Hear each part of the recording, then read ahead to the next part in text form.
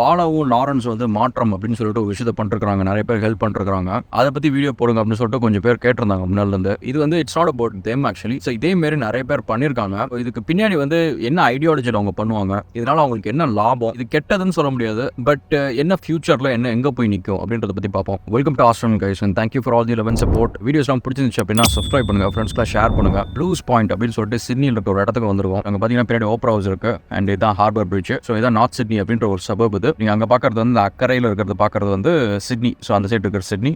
So இந்த side இருக்கிறது வந்து நார்த் சிட்னி. ஸோ இந்த சைடு இருக்க நார்த் சிட்னி. நம்ம இருக்கிறது நார்த் சிட்னி தான். பாலாவும் லாரன்ஸ் வந்து மாற்றம் அப்படின்னு சொல்லிட்டு நிறைய விஷயம் நல்லது பண்ணுறாங்க. அது எல்லாமே வந்து நம்மளுக்கு இன்ஸ்டாகிராம் அண்ட் டிவி நியூஸில் இதுமாதிரி நிறைய விஷயத்தில் வந்துகிட்டே இருக்கு. பிளான் பண்ணி பண்ணுறாங்களா இல்லை வந்து ஜென்யூனாக வந்து ஹெல்ப் பண்ணணும்னு பண்ணுறாங்களா அப்படின்னு சொல்லிட்டு நிறைய பேருக்கு இந்த கொஸ்டின் இருக்கு, டவுட்டும் இருக்கு. அவங்களுக்குன்னு சொல்லிட்டு ஒரு பெரிய ஃபேன் ஃபாலோயிங்கும் இருக்கு. இப்போ இது என்ன நடக்கலாம் அப்படின்னு சொல்லிட்டு பார்க்கலாம். இதுக்குள்ளார போகிறதுக்கு முன்னாடி ஒரு கான்செப்ட் ஒன்று சொல்கிறோம் கேஷ். அதாவது நம்ம எல்லாருக்குமே வந்து எல்லாரையும் இம்ப்ரெஸ் பண்ணுன்றதை விட நம்மளுக்கு சம்டைம்ஸ் வந்து சில பேர் இம்ப்ரெஸ் பண்ணணும் அப்படின்னு சொல்லிட்டு நம்ம ஆக்சுவலாக அதை பிளான் பண்ணி ஒரு சில விஷயம் செய்வோம். ஃபார் எக்ஸாம்பிள் நம்ம டீனேஜில் இருக்கிறப்போ வந்து கேர்ள்ஸ் இம்ப்ரெஸ் பண்ணணும் அப்படின்னு சொல்லிட்டு நல்லா ட்ரெஸ் பண்ணுவோம் அண்ட் பைக்கை வாங்கணும்னு நினைப்போம், பைக்கில் போகணும்னு நினைப்போம். ஒரு செட் ஆஃப் விஷயம் வந்து நம்ம பிளான் பண்ணி தான் செய்வோம். அதுக்கப்புறம் வந்து நம்ம ஆஃபீஸ்க்கு போகிறோம். ஆஃபீஸ்க்கு போனதுக்கப்புறம் நம்ம மேனேஜர் இம்ப்ரெஸ் பண்ணணும், காலேஜில் வந்து ஸ்கூல்லலாம் வந்து டீச்சர்ஸ் இம்ப்ரெஸ் பண்ணணும் அப்படின்னு சொல்லிட்டு நம்ம ஒவ்வொரு நேரமும் வந்து ஏதோ ஒரு ரீசனுக்காக வந்து யாரையோ ஒருத்தவங்க இம்ப்ரெஸ் பண்ணால் அது வந்து it's basically a survival instinct அப்படின்ற ஒரு விஷயம் கூட சொல்லலாம். பட் என்னதான் நம்ம பண்ணாலும் சரி கேஷ், நம்ம வந்து நம்மளோட இமேஜ் வந்து நம்மளுக்குள்ளார இப்படி நினைச்சிட்டு இருப்போம். சரி நான் ஒரு இப்படிப்பட்ட ஆளு, நான் வந்து ஸ்ட்ராங்கா இருப்பேன், வீக்கா இருப்பேன் அப்படின்னு சொல்லிட்டு நம்மளை பத்தி நம்மளுக்குள்ளார ஒரு ஒப்பீனியன் ஒன்று இருக்கும்.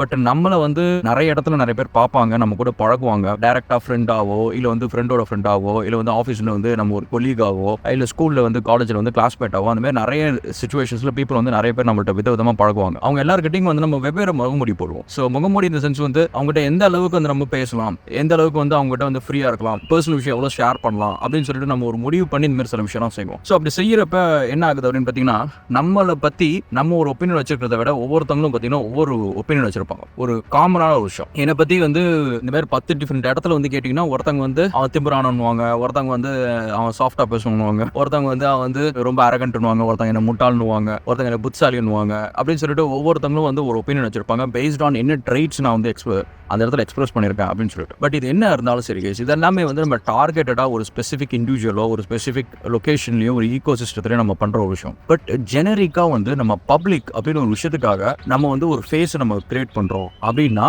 that's a different story. ஏன் அப்படின்னு வச்சுக்கோங்க, அது வந்து it is not a one man's job. நீங்க வந்து நான் இப்போ சொன்ன மாதிரி ஒரு 10 பேர் என்னை பத்தி என்னை சுத்தி இருக்கிறவங்க, நான் பழகினவங்கள்ட்ட 10 பேர் கேட்டீங்கன்னா அவங்க 10 பேரும் ஒரு டிஃப்ரெண்டா என்னை பத்தி சொல்லுவாங்க. ஒரு ஆள்னா எனக்கு நல்லா தெரியும் இப்படிதான் அப்படின்னு. இன்னொருத்தர் வந்து அதே மாதிரி வேற ஒரு வருஷம் சொல்லுவாரு, அதுக்கு இதுக்கும் நிறைய டிஃபரன்ஸ் இருக்கும். ஆனா அவர் இப்படிதான் அடிச்சு சொல்ற எக்ஸாம்பிளும் கூட சொல்லுவாங்க. பப்ளிக்ல வந்து இப்போ நீங்க போயிட்டு ஃபார் எக்ஸாம்பிள் ஏதோ ஒரு ஃபேமஸ் செலிபிரிட்டியோ இப்போ லாரன்ஸை பத்தியோ இல்ல வந்து பாலாவை பத்தி நீங்க கேட்டீங்க அப்படின்னா வந்து பப்ளிக் நிறைய பேர் என்ன சொல்லுவாங்க, ஒரு யுனானிமஸா ஒரு இமேஜ் சொல்லுவாங்க. which is basically இல்லங்க பாலா வந்து ஆம்புலன்ஸ் வாங்கி கொடுப்பாரு, நல்லதெல்லாம் பண்ணிருக்காரு அப்படின்னு சொல்லுவாங்க. லாரன்ஸ் பத்தி கேட்டா அவர் வந்து ஏழை குழந்தைங்களுக்குலாம் வந்து படிப்பு கொடுத்துருக்காரு அண்ட் இதை பண்ணிருக்காரு அதை பண்ணிருக்காரு அப்படின்னு சொல்லிட்டு ரெண்டு பேருக்குமே வந்து ஒரு ஒப்பீனியன் வந்து நிறைய பேருக்கு காமனா ஒரு ஒப்பீனியன் இருக்கு. இட்ஸ் நாட் லைக் ஒருத்தங்க வந்து ஒரு விஷயத்த வந்து கன்சிஸ்டன்டா செய்யறதுன்றதை விட அந்த கன்சிஸ்டன்டா அந்த ப்ரொமோஷன் அது பின்னாடி இருக்கு அப்படின்றதுனால நீங்க பாத்தீங்கன்னா ஒரு 1,00,000 பேர் 10,00,000 பேர் 1 கோடி பேருக்கு அப்படின்னு சொல்லிட்டு ஒரே மாதிரி இமேஜ் ஒன்று கிரியேட் ஆகுது. எப்பவுமே வந்து இந்த மாதிரி ஒரே மாதிரி இமேஜ் கிரியேட் ஆகிற பர்சனாலிட்டிஸ் எல்லாமே இப்போ கவனிச்சிங்க அப்படின்னா வந்து அந்த இமேஜுக்கு பின்னாடி ஒரு அஜெண்டா இருக்கும். ஃபார் எக்ஸாம்பிள் வந்து ஹிட்லர் அப்படின்னு சொல்லிட்டு ஒருத்தர் வந்து 1929-27 அந்த டைம்ல வந்து மெயின் கம்ப் அப்படின்னு சொல்லிட்டு ஒரு ஜெயிலில் உட்காந்து ஒரு புக் எழுதினார், என்னோட ஸ்ட்ரகிள் அப்படின்னு சொல்லிட்டு.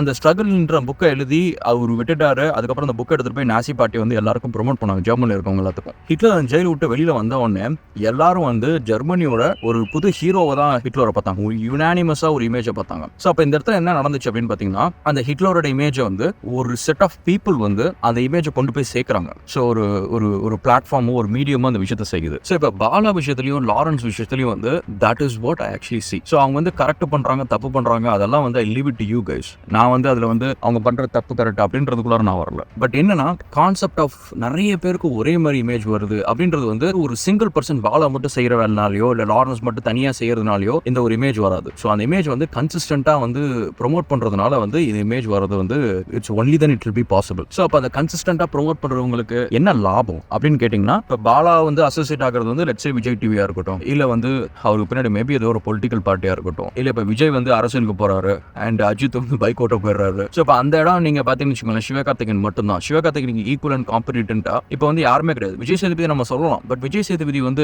ரெண்டு பேருக்கும் நிறைய டிஃபரன்ஸ் இருக்கு கைஸ். கவனிச்சீங்கன்னா சிவகார்த்திகேயன் வந்து நிறைய பேரோட கேமியோலாம் வரமாட்டாரு. அது வந்து it's called exclusivity. Media side வந்து நீங்க கவனிச்சீங்கன்னா விஜய் நீங்க பார்க்கணும் அப்படின்னா விஜய் படத்துல மட்டும் தான் பார்க்க முடியும், ரஜினியை பார்க்கணும்னா ரஜினி படத்துல மட்டும் தான் பார்க்கணும். ஸோ அதனால என்னன்னா இவங்களுக்குன்னு சொல்லிட்டு ஒரு யூனிக்கா ஒரு ஸ்பேஸ் ஒன்று கிரியேட் ஆகும். அன்பார்ச்சுனேட்லி விஜய் சேதுபதிக்கு வந்து சிவகார்த்திகேயன் மேல ஒரு ஸ்பேஸ் வந்து கிரியேட் ஆகல. ஒரு ரீசன் வந்து இப்போ நம்ம நிறைய பேர் வந்து சிவகார்த்திகேயன் வந்து அடுத்த விஜய் மேல பயங்கர பாப்புலாரிட்டி இருக்கு, ஃபேம் இருக்கு அப்படின்னு சொல்லிட்டு நம்ம சொல்றதுக்கு ஒரு ரீசன் வந்து நீங்க சிவகார்த்திகேயன் படத்துல மட்டும் தான் பார்க்க முடியும். வேற விஜய் சேதுபதி வந்து ரஜினி படத்துலயும் பார்க்கலாம், கமல் படத்துலயும் பார்க்கலாம், எல்லார் படத்துலயும் நீங்க அங்கங்க பார்க்க ஆரம்பிக்கலாம். அந்த ஒரு ஸ்பேஸை வந்து டார்கெட் பண்ணி தான் ஒருவேளை பாலா வந்து இந்த ஸ்டண்ட் எல்லாம் பண்ணிருக்கிறாரா அப்படின்னு சொல்லிட்டு மேபி ஒரு விஷயம் இருக்கலாம். பட் அகேன் அவங்க என்ன பர்சனல் பிராண்டிங்காக எதுக்காக பண்ணாலும் சரி, எவென்ச்சுவலி வந்து குட் திங்ஸ் தட் இஸ் ஹேப்பனிங்ல ஒரு 10 பேருக்கு ஒரு 20 பேருக்கு வந்து ஒரு உதவி நடக்குது இல்ல, ஐ wouldn't really be like very much concern. இதனால வந்து அவங்க ஒரு பொலிட்டிக்கல் பார்ட்டி ஆரம்பிச்சு நாளைக்கு ஹிட்லர் மாரி ஒரு ஃபேசிசம் கொண்டு வராங்க அப்படின்னு தான் நம்ம ஒரி பண்ணணும். மற்றபடி வந்து ஏதோ ஒரு ஆக்டர் ஆகணும், ஏதோ எனக்குன்னு ஒரு ஃபேம் கிடைக்கணும், எனக்குன்னு ஒரு ஸ்பாட் கிடைக்கணும் அப்படின்றதுக்காக ஒருத்தவங்க பண்றாங்க அப்படின்னா I don't think so it's very big deal.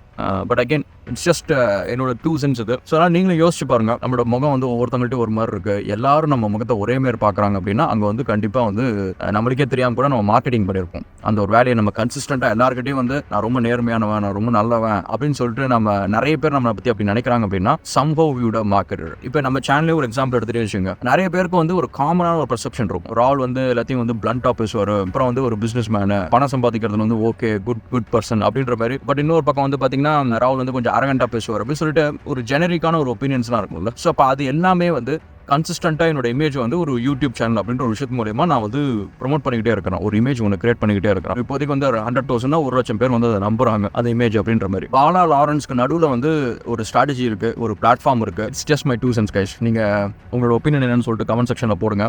Last thing வந்து charity is one of the most strongest powerful way to get ஒரு இமேஜ். உங்க பத்தியான ஒரு இமேஜை வந்து ரொம்ப ஸ்ட்ராங்கா அண்ட் பவர்ஃபுல்லா வந்து உங்களுக்கு ஒரு ஃபாலோயிங் கிரியேட் பண்ணும், இமேஜ் கிரியேட் பண்ணும் அப்படின்னா சேரிட்டி இஸ் a way. அதை பற்றி செப்பரேட்டாக சேரிட்டி பற்றி செப்பரேட்டாக ஒரு வீடியோ நம்ம பார்ப்போம். And thank you so much for all the love and support guys and cheers.